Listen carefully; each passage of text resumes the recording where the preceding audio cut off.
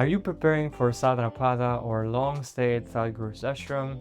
Here's everything you need to know in order to have a comfortable and smooth experience.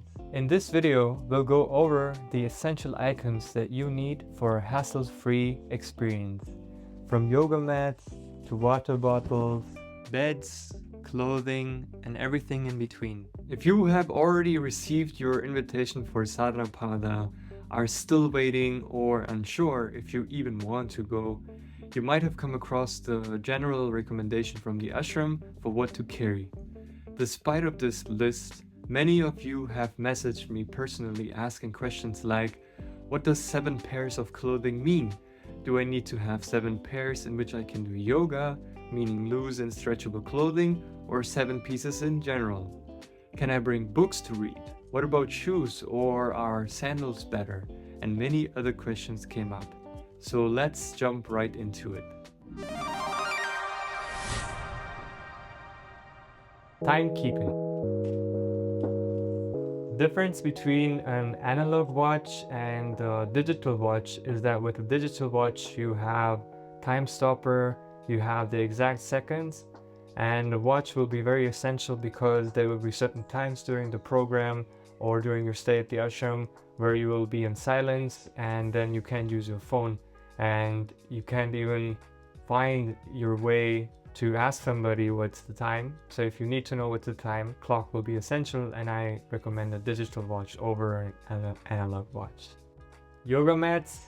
So for the yoga mats, it's your preference. One thing to keep in mind is that cotton mats tend to be slippery. So if you do certain Hatha yoga practices, you might slip. What helps is when the yoga mats have a certain rubber below, like this one, but there are the ones which are pure cotton, and those I don't really recommend because again you might slip. Then there are these which are made from cork. With them you don't slip, and they have a little bit of a thicker feeling. I like them mostly for yogasanas. But yeah, you don't necessarily have to bring a yoga mat. You can buy one at Isha Life, which is available at the ashram. And also what will be helpful if you have a bag for it, because you might need to carry it places and then you don't just want to carry it around in your hand. It will be helpful if you have a bag so you can just strap it around.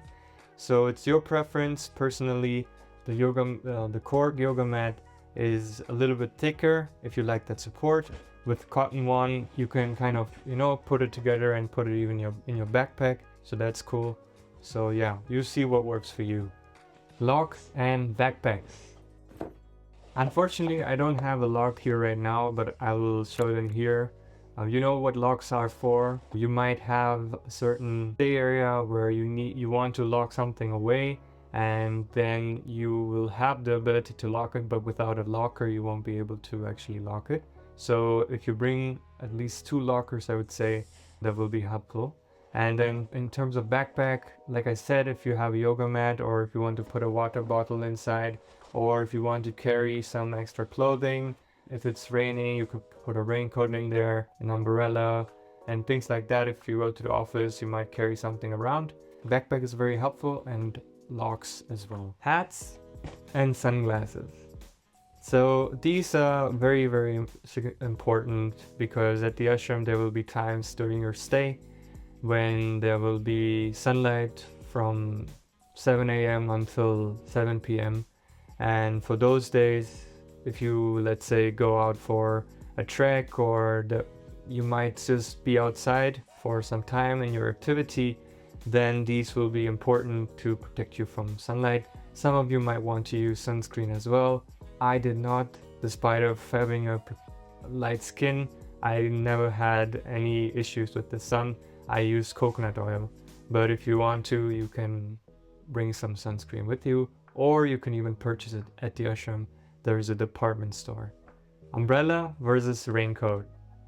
So this is again a personal choice, but the umbrella is more versatile. You can carry it around.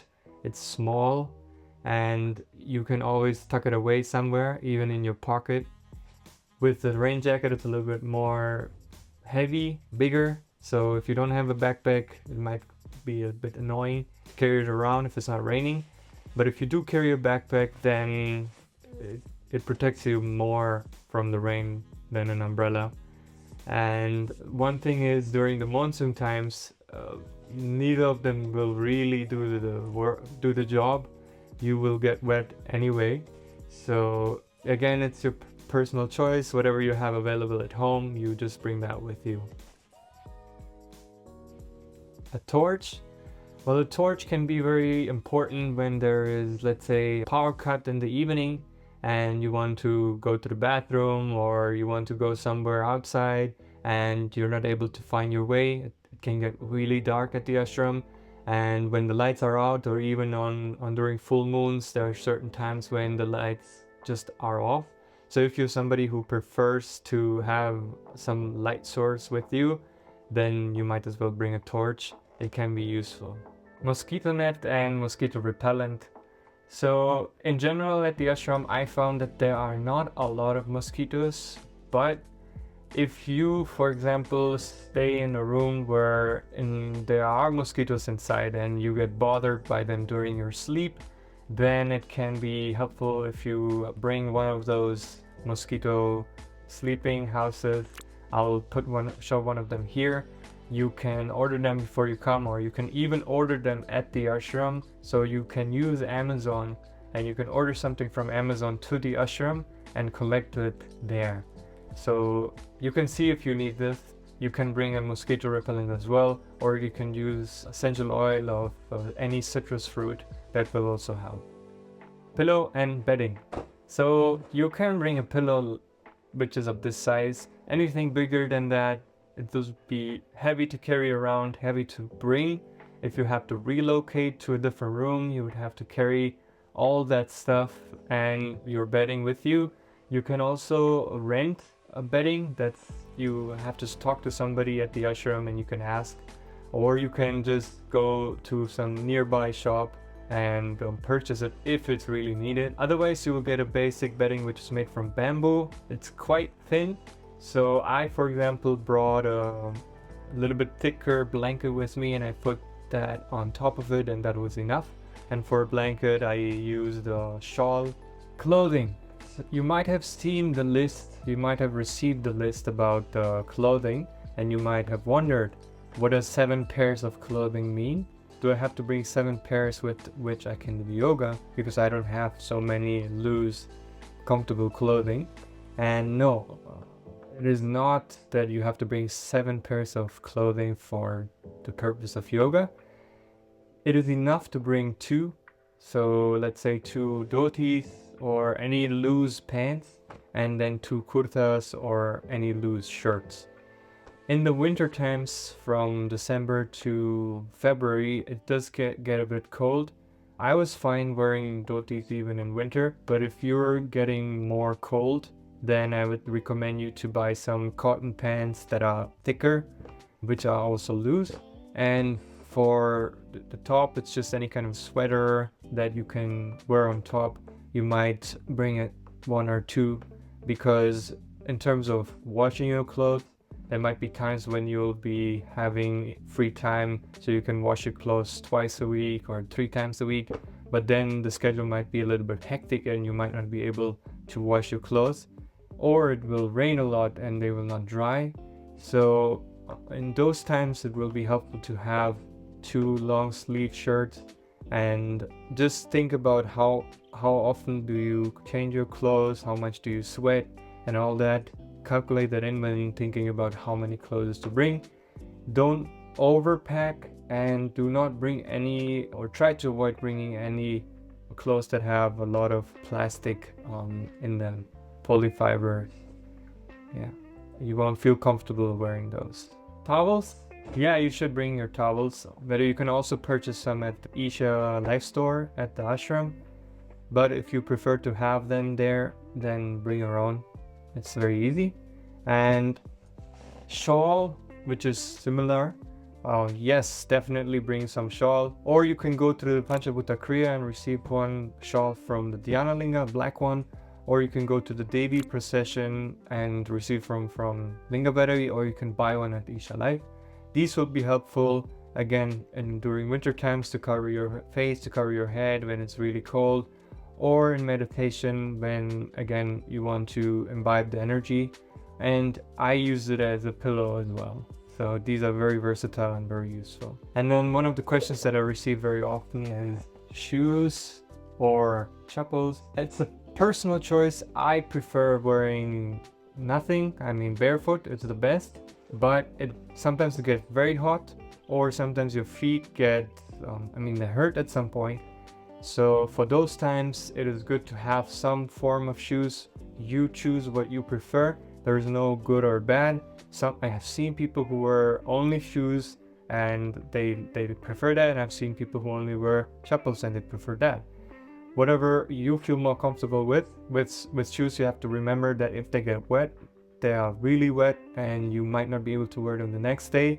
So you have to walk barefoot then. And with chapels, they might break easily. So if you depend upon them, then it's better to bring 2 pairs. If you depend upon shoes, it's better to bring 2 pairs or each one. That's what I did. Water bottles. This is one where you can put water inside and it stays hot. And this is one that has copper inside, so it cleanses the water. And this will be very useful to bring with you. So let's say you have a sore throat or you're a little bit sick. Hot water will be something that you want to have around, and there might not be a possibility to just get it anywhere. So this is very good. And then the copper one or any other bottle will be good to just carry water around, because again, sometimes, there are water stations everywhere at the ashram, but sometimes they're broken or they don't work, so the water is not really filtered, and you might want to have some water with you at any point in time. And let's say you go again out, you go somewhere where there's no water available, then these will be very useful. Toiletries, again, these you can buy at Isha Life. You don't have to bring anything, but it might be expensive. So you can also go to the department store, which is available as well at the ashram, and you can buy anything there. You can bring it from home. That's what I do. So that is toothpaste, toothbrush, shampoo, anything that you use on a general basis, you will need there as well. And also if you need any kind of medicines, vitamins, a pain balm or cough syrup, all these things will be needed. I know there are some people like myself who think I never get sick, I don't want to take any medicine. For those of you, I want to say that I would still bring some form of medicine with me, because if you get sick, you don't want to have to go to the doctor, get some medicine which you don't know anything about and you don't know if it's going to work for you. So it's better to bring something that you know has worked for you, that you're familiar with from before. Like I was saying, when it comes to minerals, vitamins and medicine in general, I do recommend you bring at least a basic package of things, and of course a first aid kit. If you get cut somewhere or something happens, you don't want to be dependent upon other people having it available. You want to have it available. And also detergent, those clips when you put your laundry out, those clips that you put on your clothes, and shaving kits or sanitary pads, tissues, anything that you can think of. Yes, bring it with you.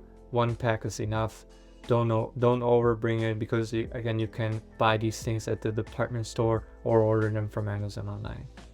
One more thing for laundry, you don't have to bring a line or something to hang your clothes. It's readily available. The washing area is there, the drying area is there. You just have to have a laundry detergent. Even buckets are there. What you might want to bring is one of those brushes for brushing your clothes if needed, and that's pretty much it. What about books or snacks? Can I carry them? Yes, you can, but I don't know if you will have any time to read a book. You might be pretty busy with the schedule, but if you want to, sure, you can bring a book, or you can buy one of the Sadhguru books at the Isha Life. And in terms of snacks, you will get 2 meals a day, and you will have a juice break around 2 p.m. So you don't really need any snacks. If you feel like you still want to bring something, then nuts, seeds, or some dry fruits is what I would recommend. Bring a journal with you, because that is something that the Sadhanapada team is also going to ask you to do. They might supply you with a journal as well, but that might get full within 7 months. So if you bring something with you, or a pen as well, then you can make notes, you can write a diary, you can keep your journey within this little diary. Power bank and charger. And for those of you who are coming from the US or other countries, if your adapter doesn't fit into the box in India, then travel adapter will help. Why you should carry these is that sometimes there might not be a plug or not enough plugs, so there will be a lot of people and then you have plugs. So if you have a power bank, you can charge your phone or any device without needing to have a plug.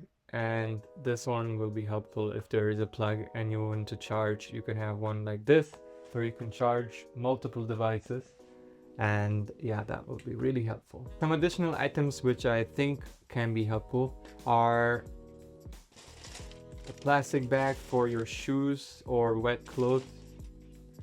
This is if you wear clothes that don't have any pockets, you can strip this around your arm like this and keep a phone inside. It is something that you can purchase on Amazon. Usually people use it for running, but again, if you don't have any pockets and you want to keep a phone or a key or something with you, then this can be helpful. And this is for if you want to, let's say you're somebody who wants to drink milk and there's no milk available during meal times, you can go to the department store and they will put fresh milk in it and then you can have it. Or if you want to make some medicine and mix it inside, so you can bring this, or also you can bring any kind of bowl, a metal bowl with you to mix the medicine in there. Or if you want to condition your Rudraksh, that will be also very useful. By packing these additional items, you'll be very well prepared for any situation that may arise during your stay. Remember to tailor your packing list to your specific needs and preferences, and don't hesitate to ask locals or other travelers, people who are joining for Sadhanapada, for advice on what to bring.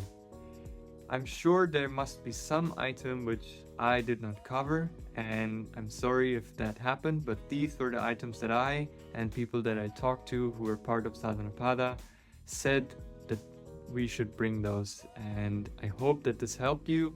If it did, please leave a like and subscribe to the channel, and let me know if you are gearing up to go for Sadhanapada in the comments down below, and I'll see you in the next video.